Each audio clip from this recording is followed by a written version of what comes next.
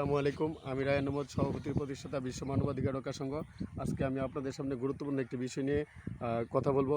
গত ৩-৪ দিন ধরে বাংলাদেশে একটি বিষয়, ধর্মীয় যেই দাঙ্গার পরিস্থিতি সৃষ্টি হওয়ার সম্ভাবনা রয়েছে। মুসলমান হিন্দু যে দ্বন্দ্ব, এই দ্বন্দ্ব যাতে বিকশিত না হতে পারে, মাননীয় প্রধান উপদেষ্টা ডক্টর মোহাম্মদ ইউনূস এবং ভারতের প্রধানমন্ত্রী ডক্টর নরেন্দ্র মোদীর দৃষ্টি আকর্ষণ করছি।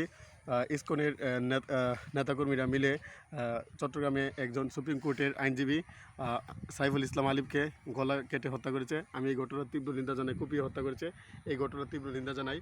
এবং বাংলাদেশে এই ঘটনার পরিপ্রেক্ষিতে সকল হিন্দু দায়ী নয়। কোনো হিন্দু মানুষের উপর যাতে মুসলমান সম্প্রদায় আঘাত না করে, আমি মুসলমান ভাইদেরকে শান্ত থাকার আহ্বান জানাই। হিন্দুদেরকেও শান্ত থাকার আহ্বান জানাই। খ্রিস্টান, বৌদ্ধ সকল ধর্মীয় সম্প্রদায়কে শান্তিপূর্ণভাবে বাংলাদেশে চলাফেরার জন্য আহ্বান জানাই। বাংলাদেশ হলো সাম্প্রদায়িক সম্প্রীতির দেশ। বাংলাদেশ একটি অসাম্প্রদায়িক দেশ।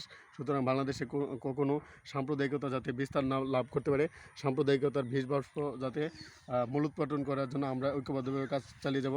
সর্বোপরি হযরত মুহাম্মদ সাল্লাল্লাহু আলাইহি ওয়াসাল্লামের একটি হাদিস আপনাদের সামনে বলি। বুখারী শরীফ, তিরমিজি শরীফ, সুনান ইবনে নাসাই শরীফ, আবু দাউদ শরীফে হাদিসটি বর্ণিত হয়েছে। রাসূল সাল্লাল্লাহু আলাইহি ওয়াসাল্লাম, হযরত মুহাম্মদ সাল্লাল্লাহু আলাইহি ওয়াসাল্লাম বলেছেন যে কোনো মুসলমান যদি অন্যায়ভাবে কোনো হিন্দুর মূর্তি ভাঙে বা খ্রিস্টানের মূর্তি ভাঙে, আমি মোহাম্মদ হাসরের মাঠে মুসলমানের পক্ষে আল্লাহর দরবারে নালিশ করব। সুতরাং আমাদের মধ্যে হিন্দুর ধর্ম পালন করুক, খ্রিস্টানের ধর্ম পালন করুক, মুসলমানের ধর্ম পালন করুক, বুদ্ধের ধর্ম পালন করুক। কারো ধর্মের উপর জোর জবরদস্তি করবো না, ধর্ম নিয়ে বাড়াবাড়ি করবো না। পবিত্র কোরআন শরীফে মহান আল্লাহ বলছে, তোমরা ধর্ম নিয়ে বাড়াবাড়ি করো না। রাসূল হযরত মুহাম্মদ সাল্লাল্লাহু আলাইহি ওয়াসাল্লামের শিক্ষা হলো, তোমরা ধর্ম নিয়ে বাড়াবাড়ি করবে না। ধর্ম যার মানুষ হিসেবে আমরা সবাই বসবাস করব। চণ্ডীদাসের শোনো মানুষ ভাই, সবার উপরে মানুষ সত্য, তার উপর নাই। মানবতা পরম ধর্ম, ওই আদর্শকে এগিয়ে নিয়ে আমরা বাংলাদেশের মধ্যে সাম্প্রদায়িক সম্প্রীতি, মুসলমান, হিন্দু, খ্রিস্টান ঐক্যবদ্ধভাবে চলাফেরা করব।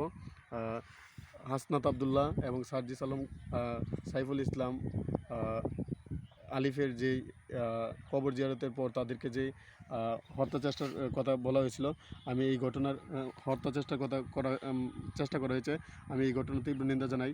এবং হাসনাত আবদুল্লাহ এবং সার্জিস আলম সহ যারা সমন্বয়, তাদেরকেও নিরাপত্তা নিশ্চিত করার জন্য আহ্বান জানাই। সর্বোপরি বাংলাদেশে হিন্দু, খ্রিস্টান, বৌদ্ধ, মুসলমান সবাই যাতে শান্তিপূর্ণভাবে চলাফেরা করতে পারে, সেই জন্য আমরা সবাই ঐক্যবদ্ধভাবে কাজ করব।